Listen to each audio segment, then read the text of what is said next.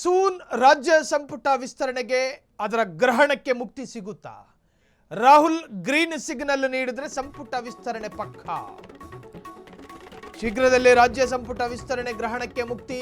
Rahul green signal ನೀಡಿದ್ರೆ ಸಂಪುಟ ವಿಸ್ತರಣೆ ಪಕ್ಕಾ, ನೋ ಡೌಟ್. ರಾಜ್ಯ ಸಚಿವ ಸಂಪುಟ ವಿಸ್ತರಣೆ ಮಾಡಲಿರುವ ಡಿಕೆ, ಇವತ್ತು ಸಂಜೆ ದೆಹಲಿಗೆ ತೆರಳಲಿರುವ ಡಿಕೆ ಮತ್ತು ಬಿಕೆ ಮತ್ತು ಸಿದ್ದು.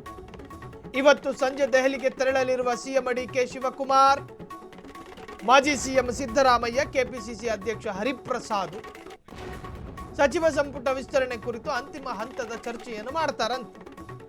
ಹೈಕಮಾಂಡ್ ನಾಯಕರನ್ನ ಭೇಟಿಯಾಗಿ ಚರ್ಚಿಸುವ ನಾಯಕರು.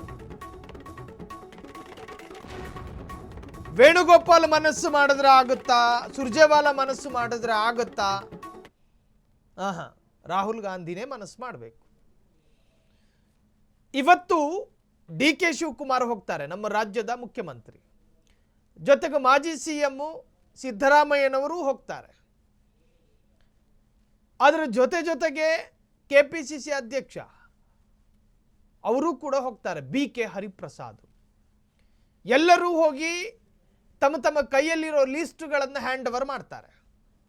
ಅದರ ಒಂದು ಕ್ರಾಸ್ ವೆರಿಫೈ ನಂತರ ರಾಹುಲ್ ಗಾಂಧಿ ಗ್ರೀನ್ ಸಿಗ್ನಲ್ ಕೊಡ್ತಾರಾ? ಶೀಘ್ರದಲ್ಲೇ ನಡೆಯುತ್ತಾ ಇವೆಲ್ಲ, ಅಥವಾ ಈ ಒಂದು ವಿಚಾರಕ್ಕೆ ಮುಕ್ತಿ ಸಿಗುತ್ತಾ? ಕಾದು ನೋಡೋಣ.